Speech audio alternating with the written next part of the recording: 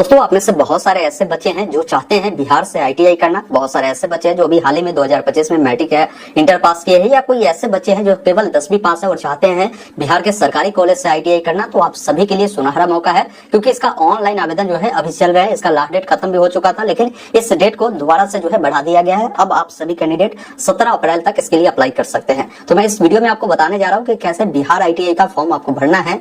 Step by step मैं सभी process आपको इस वीडियो में दिखाऊंगा, जिससे आपको कहीं भी किसी भी प्रकार की कोई मिस्टेक या कोई समस्या नहीं होगी।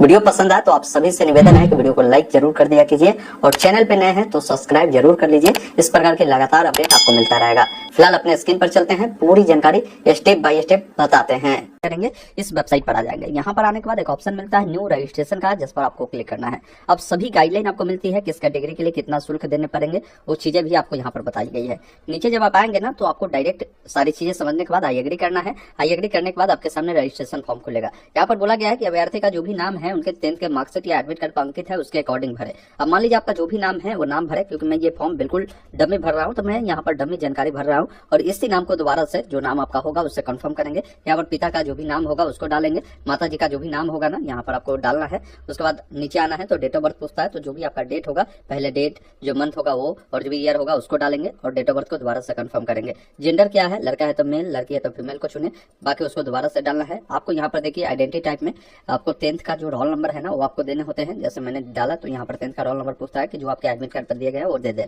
नीचे जब आप आएंगे तो आपके पास कोई मोबाइल नंबर है तो अपना मोबाइल नंबर डाले, अपना ईमेल आईडी डाले, बाकी एक पासवर्ड क्रिएट करना होगा, जिसमें कोई एबीसीडी का बड़ा अक्षर, कोई भी छोटा अक्षर, कोई भी सिंबल, कोई भी अंक आपको उपयोग करना है। उसके बाद नीचे आना है, उससे पासवर्ड को दोबारा डालना है, कैप्चा कोड को फिल कर सबमिट वाले विकल्प पर क्लिक करना है। उसके बाद आपके सामने फॉर्म का प्रीव्यू आता है। इसमें अपनी तमाम जानकारी को देखें कि आपकी जानकारी सही है या नहीं है। कोई भी जानकारी गलत है तो नीचे में ऑप्शन अभी है एडिट का, आप एडिट कर सकते हैं। जानकारी सही है तो एक ऑप्शन मिलता है सबमिट एंड नेक्स्ट का, जिस पर आपको क्लिक करना है। अब आपके मोबाइल नंबर और ईमेल आईडी पर ओटीपी जाएगा, ओटीपी को फिल कर कैप्चा कोड को डालना है। एक ऑप्शन मिलता है वेरीफाई एंड सबमिट का, जिस पर क्लिक करना है। उसके बाद देखेंगे आपका जो रजिस्ट्रेशन है वो कंप्लीट हो चुका है। अब आपको पर्सनल इन्फॉर्मेशन फिल करना है, तो जिसके लिए ऑप्शन है पर्सनल इन्फॉर्मेशन का, जिस पर क्लिक करना है। जिसमें आपका जो भी जेंडर है वो देखने को मिलता है। आपसे पूछता है कि क्या आप बिहार के निवासी है, तो आप यहाँ पर एस करेंगे। फिर आपसे पूछता है कि अपनी आवासीय योग्यता का चयन करें, तो यहाँ पर आपको एक ऑप्शन मिलेगा माता पिता पति पत्नी, आपका जो है बिहार के निवासी होनी चाहिए, आप इसको सिलेक्ट करेंगे। कैटेगरी बताएंगे कि आप किस कैटेगरी से बिलोंग करते हैं। उसके बाद नीचे आएंगे, उससे दोबारा से कंफर्म करना है। फिर यहाँ पर बोला गया है कि अगर आप दिव्यांग है तो आप एस करें, नहीं तो नहीं वाले विकल्प पर क्लिक करें। फिर अदर इन्फॉर्मेशन में पूछता है कि अगर आप सर्विसमैन कोटा के लिए क्लेम करना चाहते हैं तो एस करें, नहीं तो नो वाले विकल्प पर क्लिक करें।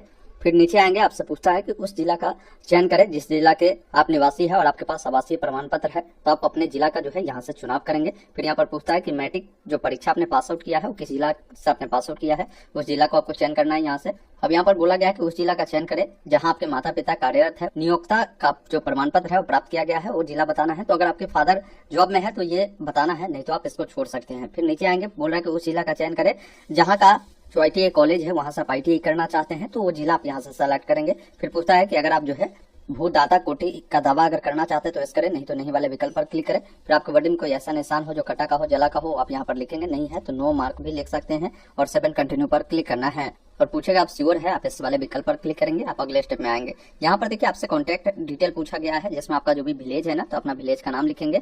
बाकी आपका सब लोकेलिटी कोई है तो आप बता सकते हैं, हालांकि ये ऑप्शनल में है, या पुलिस स्टेशन कॉलोनी बताएंगे।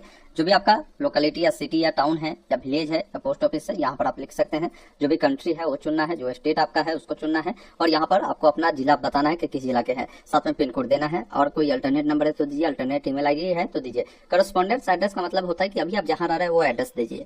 बाकी परमानेंट एड्रेस यहाँ पर बोला गया है, तो परमानेंट एड्रेस का मतलब जहाँ आपकी जन्म हुई है वो एड्रेस आपको यहाँ पर बताना है। अगर दोनों समान है तो इस चेकबॉक्स पर टिक करेंगे, दोनों फिल होगा। अलग अलग है तो अलग अलग लिखेंगे, और 7 कंटिन्यू पर क्लिक करेंगे। फिर नीचे आना है, आपसे क्वालिफिकेशन की जानकारी पूछी गई है, तो 10वीं अगर आप पास कर चुके हैं तो यहाँ से पास चुने, अगर अपेयरिंग है तो आप अपेयरिंग चुन सकते हैं। फिर यहाँ पर पूछता है कि 10वीं का जो भी आपका पासिंग ईयर है, मतलब किस साल आपने पास आउट किया है, वो पासिंग ईयर बताएंगे, किस बोर्ड से आपने पास आउट किया है, साथ में जहां से भी आपने पास किया है तो जो भी स्कूल होगा स्कूल का नाम यहाँ पर लिखेंगे।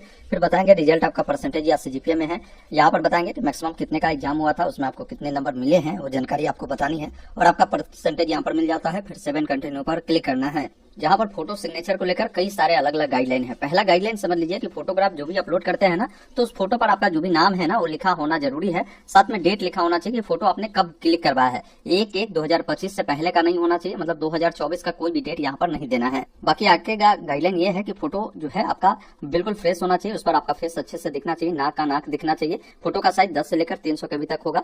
बाकी यहाँ पर बोला गया है कि फोटो जब भी आप रिसाइज करते हैं ना, तो उसका नाम जब भी रखे तो अपने नाम के 2 अक्षर साथ में अंदर स्लैश फोटो वो नाम रखना है। सिग्नेचर आपको व्हाइट पेपर पर ब्लू या ब्लैक इंक पेन से करना है, और इसका जो नाम रखेंगे वो आपको ये ध्यान रखिएगा, यहाँ पर बताया गया है कि नाम का 2 लेटर स्लैश ENG सिग्नेचर आपको लिखना है। हिंदी में भी जो बनाएंगे ना तो 2 लेटर फिर स्लैश हिंदी सिग्नेचर आपको लिखना है। तो इस अकॉर्डिंग का फोटो सिग्नेचर आपको मांगे गए। मैं अपना फोटो सिग्नेचर को अपलोड करता हूँ। अब जैसे ही फोटो या सिग्नेचर आप अपलोड करते हैं तो यहाँ पर दिखाएगा कि आपका डॉक्यूमेंट अपलोड हुआ है। अभी भी कुछ एडिट या इसे लगता है कि दोबारा से अपलोड करना है तो आप दोबारा से भी अपलोड कर सकते हैं। अब जैसे ही सारा डॉक्यूमेंट आपका अपलोड होता है, ऑटोमेटिक अगले पेज पे रिडायरेक्ट करेगा, जहां पर फाइनल प्रीव्यू आएगा। फाइनल प्रीव्यू में अगर कोई दिक्कत है तो बैक टू एडिट करें, जानकारी सही है तो डिक्लेयर कर final submit and proceed to payment वाले विकल्प पर आपको क्लिक करना है। जैसे ही आप यहाँ पर क्लिक करते हैं, यहाँ से इस वाले विकल्प पर क्लिक करेंगे। अब आपको यहाँ पर पेमेंट करना होगा। पेमेंट फॉर एग्जामिनेशन का जो ऑप्शन है आप इस पर क्लिक करेंगे। अब जैसे क्लिक करेंगे ना तो पेमेंट जितना भी लगेगा वो देखने को मिलेगा। ऑनलाइन पेमेंट को चुनकर पे फी पर आपको क्लिक करना है। अब जैसे यहाँ पर क्लिक करते हैं तो पेमेंट करने के लिए देखिए बिल डेस्क का एक ऑप्शन है, प्रोसीड फॉर पेमेंट का ऑप्शन है, आप इस पर क्लिक करेंगे। जैसे यहाँ पर क्लिक करेंगे, पेमेंट आप कैसे करना चाहते हैं उस माध्यम को सेलेक्ट कर पेमेंट प्रक्रिया को पूरा करेंगे, और इसका जो भी प्रिंट आउट मिलेगा ना साथियों उसको निकालकर अपने पास सुरक्षित रख लेंगे। यहाँ पर अपना first name, last name, mobile number, email ID, एक पासवर्ड क्रिएट करेंगे। फिर यहाँ पर प्लेस ऑर्डर पे क्लिक करेंगे। 89 रुपए का पेमेंट कर इसको आपको प्रिंट कर लेना है। 89 रुपए का पेमेंट करने के बाद इसको डाउनलोड कर लेना है। अगर पेमेंट कर देते कोई परेशानी होती है ना तो नीचे में कॉन्टैक्ट अस में नंबर दिए गए, इस पर कॉन्टैक्ट भी कर